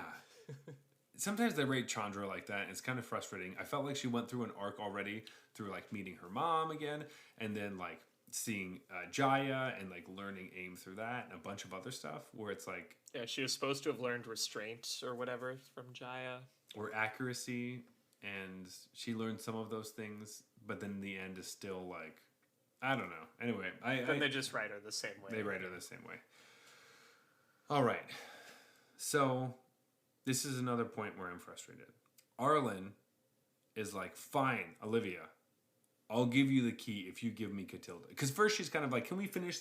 Just let us finish the ritual. You can have everything once we finish the ritual. Will it be fine? And Olivia's like, no, I have this fucking thing. And then You're not understanding. I want it to be night all the time because I'm a vampire. Yeah. And then the witches are like, I don't want you to do the ritual. And the other witches are like, well, we can't do the ritual without Catilda. And Catilda's like half soul right now, so she's kind of like, fuck. Yeah, and then Olivia gets bored and just starts like slashing at Catilda. Like, and then there's like goes everywhere. Yeah, blood is splashing around, and she really upped the clock on this negotiation. She knows how to up the clock. Like, you know, if anyone knows how to do it, it's Olivia Voldaren. And so Arlen's like, fine, I'll take the deal. And so she throws the key up to Olivia, and then Olivia snatches it out of the air just as fast as she snatches Catilda earlier. And she's holding it, and then Arlen's like, all right, this is the deal. Drop Catilda. Give her, like, drop her. And Olivia's just like, oh, kind of laughing about stuff. And then whether she's going to do it or not. And Arlen says, you know, a deal's a deal. And then Olivia's like, fine, and drops Catilda. And it's kind of on top of Arlen and on top of the altar and just kind of ruins the whole ritual. Yeah, so I think she kind of like threw her too. Yeah, it was more of a throw, but it has the same weight of, oh, you want me to drop her? Oh, I'll drop her, you know, kind of thing. It reminds me of the scene in The Dark Knight when Batman's like, let her go, and Joker's like, very poor choice of words. And just drops Rachel. Yeah, at the window. This is kind of the end of the story. So after that, Olivia Voldaren flies away, and we realize as a whole that night is forever going to be Innistrad. There will never be day again, and it's just... Yeah, this is why I think she like Super Saiyan pitched her into the ground, because like it hits Arlen and then shoves Arlen into the whole ritual like chamber, and that everything gets fucked up. Yeah. So it's like... I don't think she just dropped her. She like fucking threw her. You know. Yeah, that makes sense. Yeah, she like Tom Brady'd that shit. More like Rob Gronkowski spiked her into the ground. But my problem with this is that so Arlen just had a situation with Tovalar where he's giving her a deal and she takes the deal, but then turns her back on it, kind of saying, oh, fuck you, I didn't actually take the deal, but you thought I did because you're a bitch. Idiot. And then she has a deal with Olivia Voldaren, who doesn't keep her end of the bargain. And then Arlen's like, no, a deal's a deal, come on. Like, it's all about, like, honor and shit. And it's like, no, you just did the same fucking trick to the other guy. You can't pretend like you're holier than thou now. Like, Arlen... And she's trying to, like... talk about how it's okay that she kind of lied to him or whatever. It's like, I did it for the greater good. Yeah. It's like, well, Olivia probably is doing it for the greater good of the vampires. Yeah, for her greater good. Like, I don't know. Yeah. I was pretty pissed about that. Like, fuck you for pretending like you're better than her. Like, whatever. Like, I like that it immediately now I'm on Team Vampire. Yeah, right. She broke a deal and then, like, was pissed about a deal being broken with her. And it's like, yep, nope, fuck you. You get what you get. And I'm on Olivia Voldaren's side. Have a good wedding. Yeah, it would have been so easy to just have someone else say that line, too. Like Chandra could say that. Give it the shitty could just be Kaya. Kaya being like, hey, deal's a deal. Mm-hmm. And not even be that pissed about it because it's Kaya. Why would she be? Or Adeline. Or, yeah, whatever. Oh, Adeline would be, like, furious because she's honor-driven. So exactly. That would make sense if Adeline, like, wrote in and Arlen's like, hey, a deal's a deal. Yeah, and Arlen's like in the middle, where it's like it doesn't matter. And Arlen's like, well, I already kind of pulled this move, so I can't really say it. So, that's the end of the story of Midnight Hunt. Yeah, it's gonna be night forever. It's gonna be night forever. Perfect if you're a vampire who's getting married. Yeah, because your reception can go on forever. And she does even mention something, right? Like I think they call her a liar or something, and she's like, hey, that's no way to talk to a bride-to-be. Yeah, exactly. There's like a little joke in there. So excited for the wedding. Still don't know who the groom is. Or pretending to not know.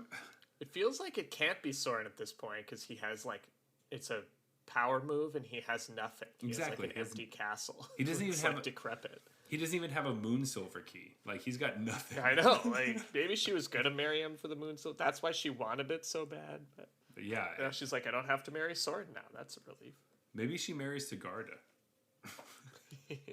seems like, well, it was gonna be Soren, but you won the fight, so yeah. Anyway, that is the story of Midnight Hunt. You know what, like, for all we, like, ripped on the story, that's just because we're having fun, mostly. I, overall, kind of enjoyed reading these. Like, this started out strong. There was some stuff that annoyed me later, but it's still like, you know what, whatever. And I kind of want to read the Crimson Vow ones, so. Oh, I always enjoy reading the stories, if not only to be frustrated by what's happening. Because there's so much potential. Like, some of the stuff is really good, and, like, the characters, some of them are good. There are really great characters and really good ideas, and, like, the premises of stuff are awesome.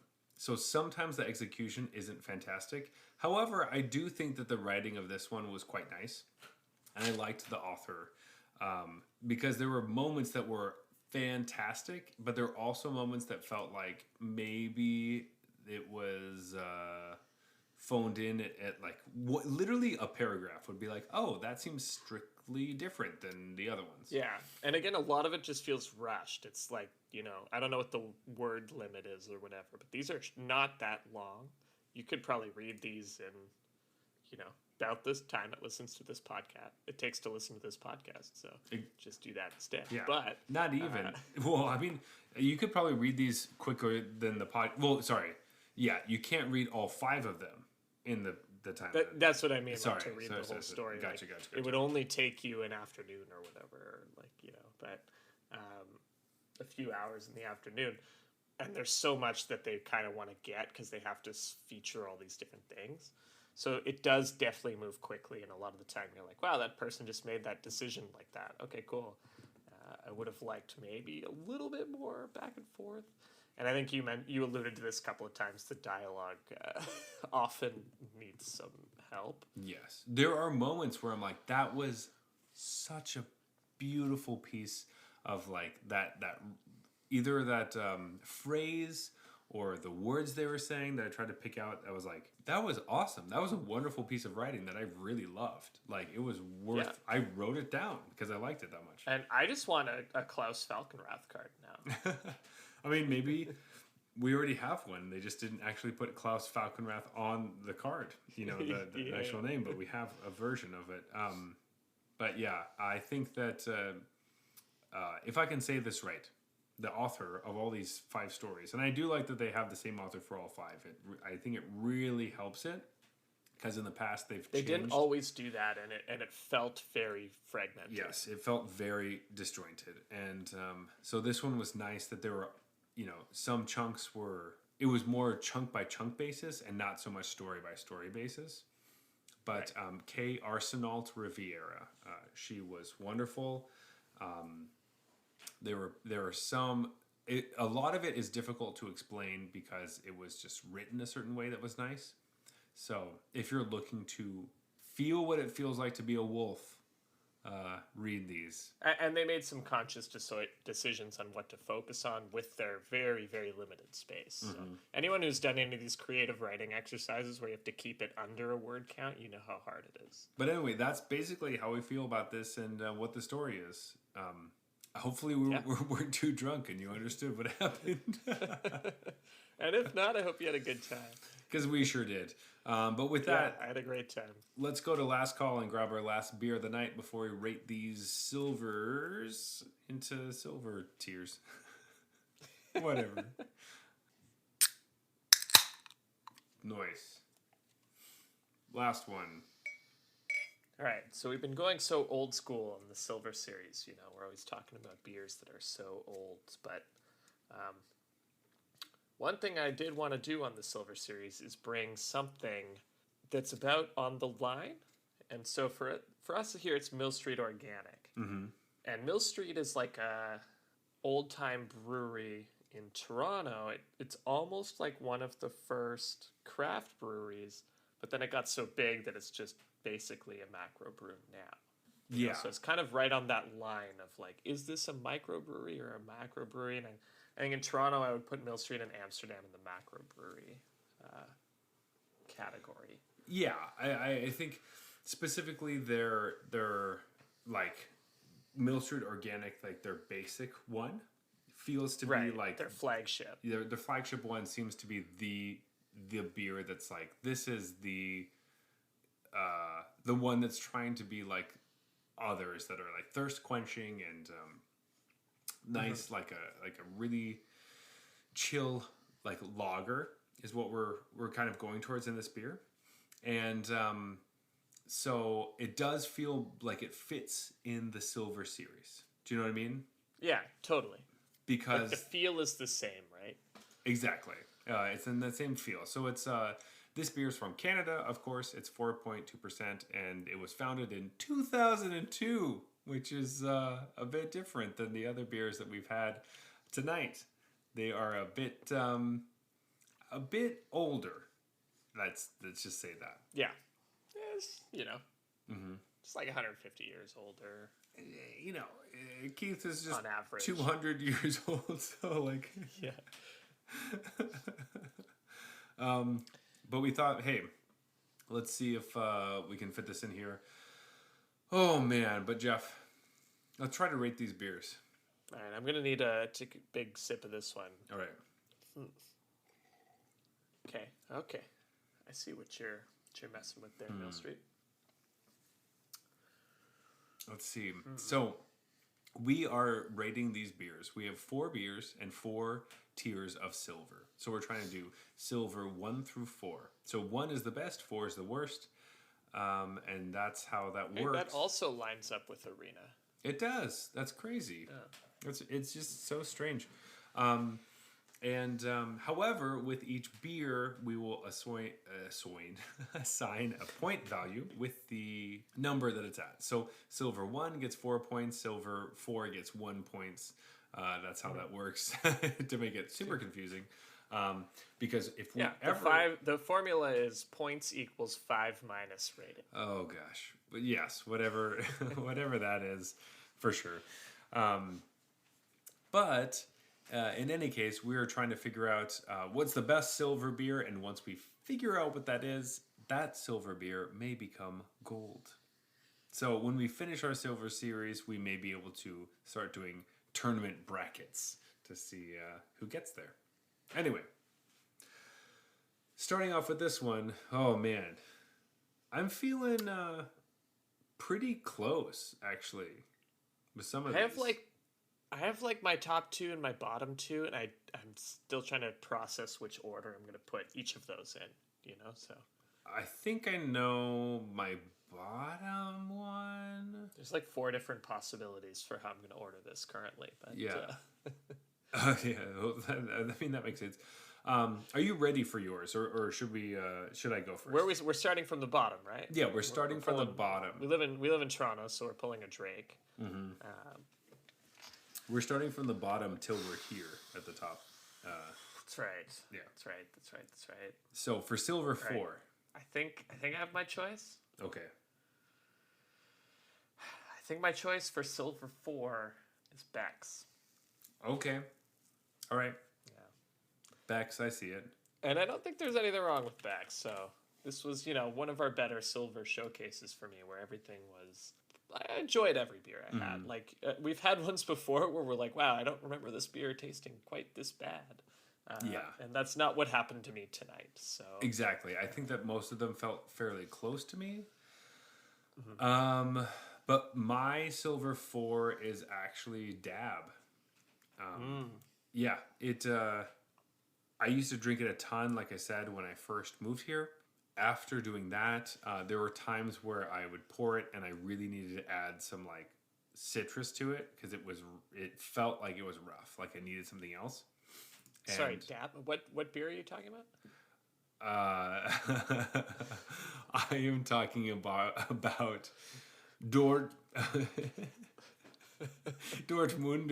Aktien Brauer or whatever you said. Okay, yes, of course.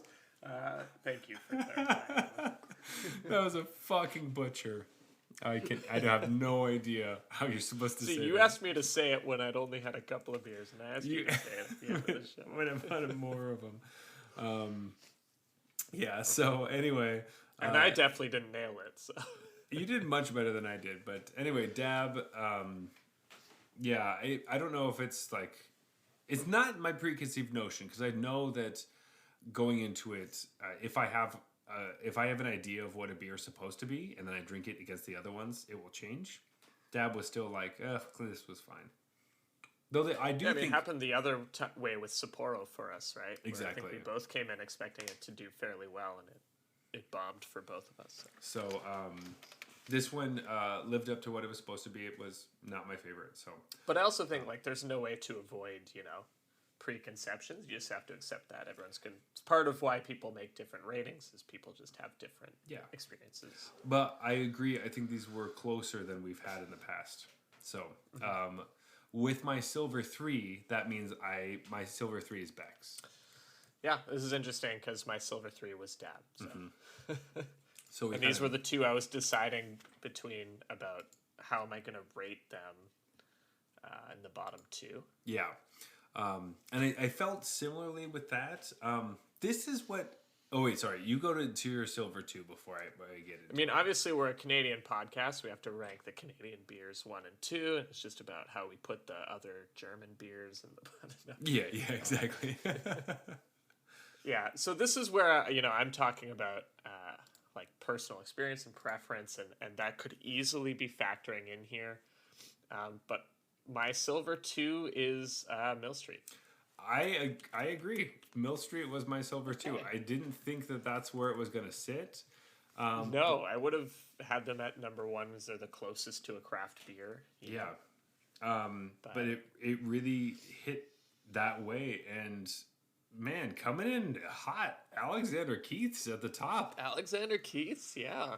Like I did not see that coming.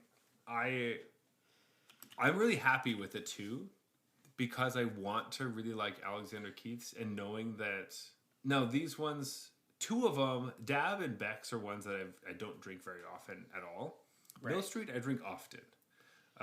So knowing that I like Keith's better is big. See, this was the one because you said, you didn't like, I don't want to use the word grow up when talking about beer, but essentially, like, Keith's was maybe the 3rd or 4th beer that I tried ever. Mm-hmm.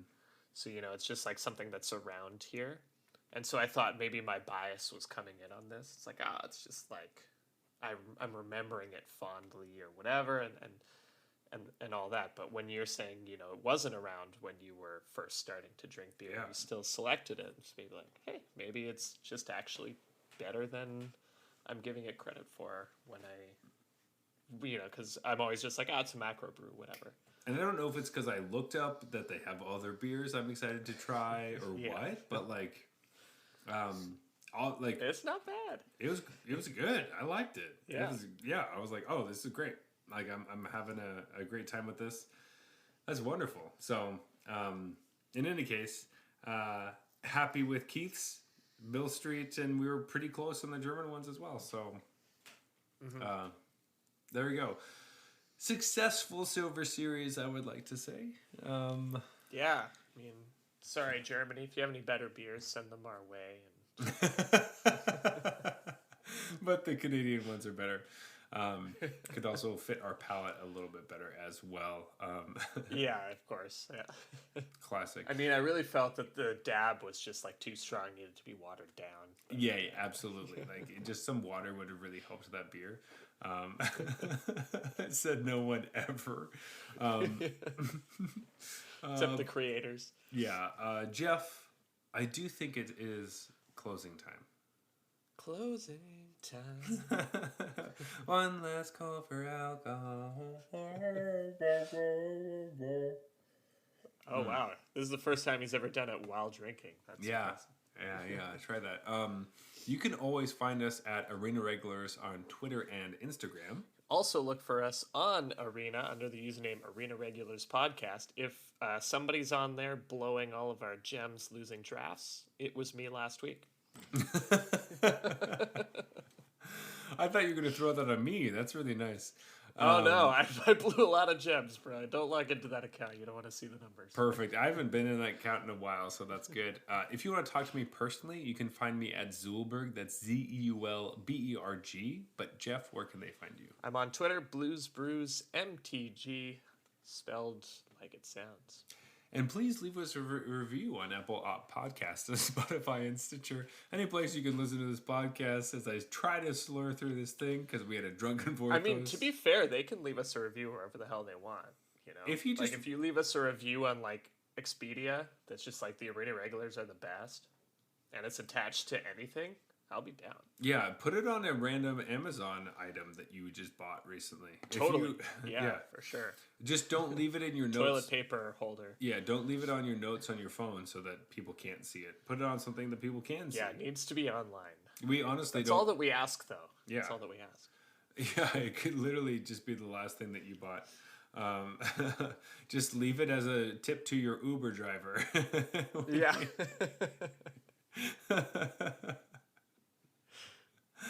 This has been the Arena Regulars. Reminding you that werewolves on Innistrad may or may not be able to transform at will. Good night.